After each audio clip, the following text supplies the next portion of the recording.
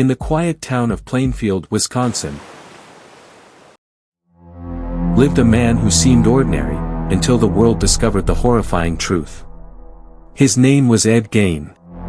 A man whose twisted life and crimes would later inspire Hollywood's most terrifying killers, from Norman Bates in Psycho to Leatherface in the Texas Chainsaw Massacre and Silent of the Lambs. Closer, please. Tonight, we'll uncover the chilling story of Ed Gein, how a troubled childhood shaped him, how his crimes shocked America, and how his reign of terror came to an end. This is not fiction.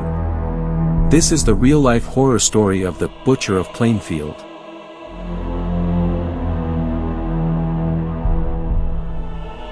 Part 1, A Troubled Childhood.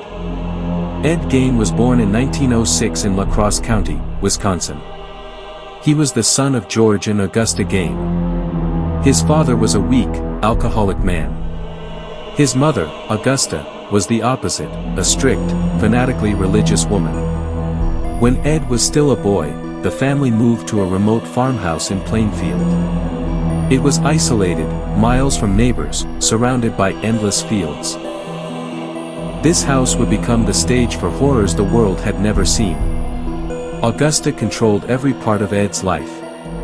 She taught him that women, except her, were evil, sinful, and not to be trusted. He was sheltered, bullied at school, and made few friends.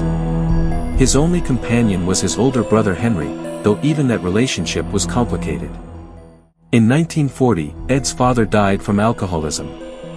Just 4 years later, his brother Henry died in a mysterious fire. Some even believe Ed may have been involved. Now, Ed was completely alone with his mother, and her twisted teachings sank deeper into his mind. But in 1945, tragedy struck again. Augusta died from a stroke. To Ed, this was the greatest loss of his life. He boarded up most of the rooms in the farmhouse, keeping them exactly as his mother left them. He lived in just a small corner of the house, surrounded by filth and decay, yet clinging to her memory. Alone, isolated, and broken, Ed Gein began slipping further away from reality. Part 2, The Horror Unleashed. After his mother's death, Ed Gein turned his dark fantasies into reality. At first, it wasn't murder. He began digging up graves in the local cemetery. At night, he would steal the bodies of recently buried women who reminded him of his mother. He took their skin, their organs, and their bones back to his farmhouse. Over time, his house became a chamber of horrors, filled with lampshades made of human skin, bowls carved from skulls, and even masks made from faces. But eventually, grave robbing wasn't enough.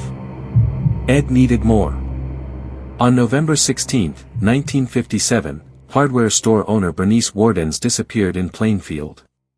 The last receipt written in her store was for antifreeze, sold to Ed Gein. Police quickly went to investigate his farmhouse. What they found inside shocked the world. Bernice Wardens' body was hanging in a shed, butchered like an animal.